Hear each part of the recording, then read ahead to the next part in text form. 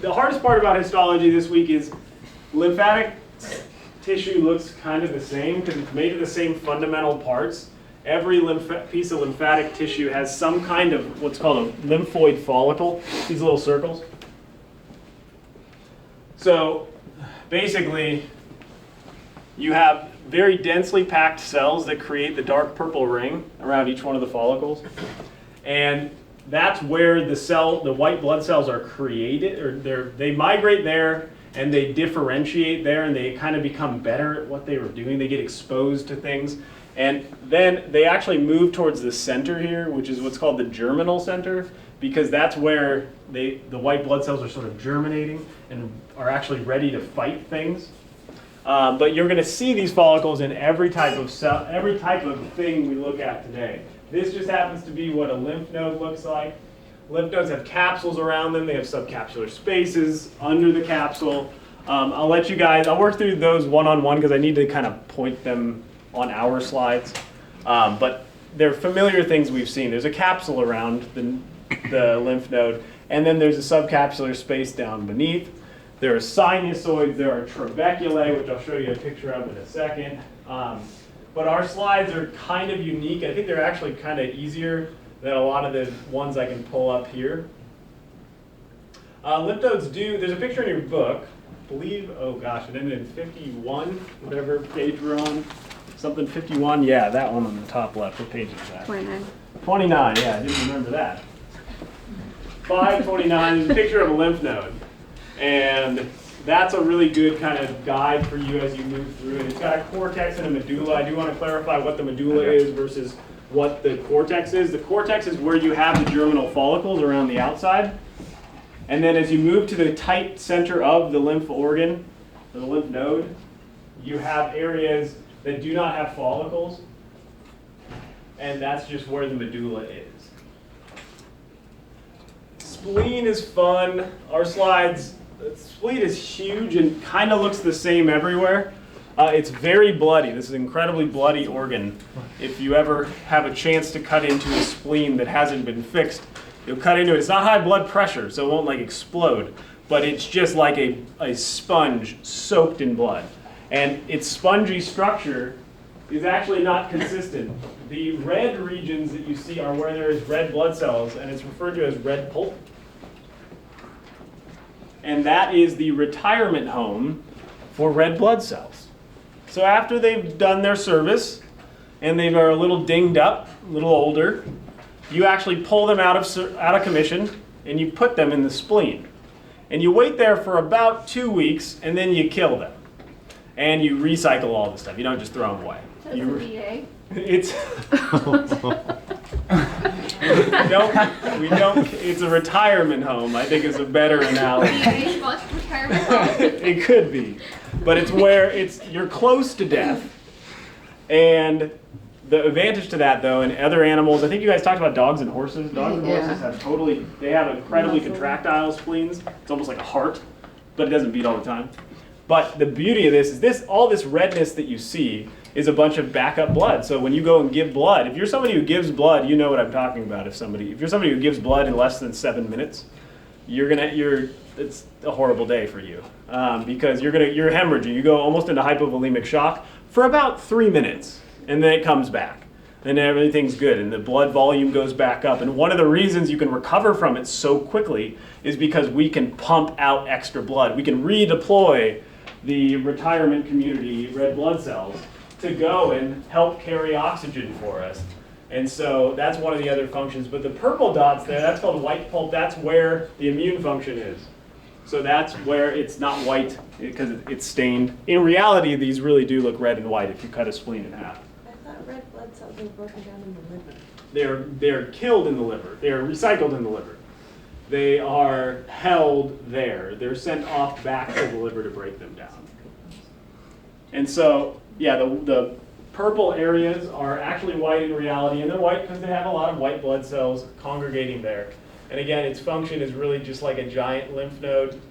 So someone who loses a spleen is going to lose the ability to recover from bleeding. They're also going to have some immune consequences from it, but it's probably going to be really variable depending on the individual. here's what our thymus looks like. Thymus is cool looking. It's got a cortex and a medulla.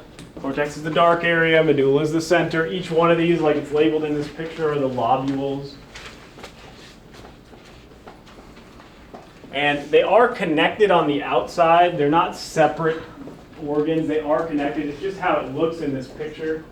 That makes them look like they're floating islands that are separate. They're connected by an external capsule. And the thymus, this is the organ that definitely degrades with age. So this is where our white blood cells, so those T cells, they're born into the world and they're just kind of worthless at first. And they need to go off and hang out in the thymus and actually gain what's called immunocompetency, which is your ability to tell self from non-self. And so that's a maturation process that has to take place in the thymus. And so there's what's called positive and negative selection. So first you test the T cells to see if they sense self versus if they attack your own tissue. And then you test them to see if they can effectively attack the thing that they're supposed to attack. And so both of those training, it's kind of a training camp, both of those things take place in the thymus. So one correlation is that as the thymus decreases, our cell-mediated immunity tends to get worse. But they don't exactly know why the thymus begins to break down in the first place. Tonsils are cool. They're a huge slide. Our tonsil slides are really good.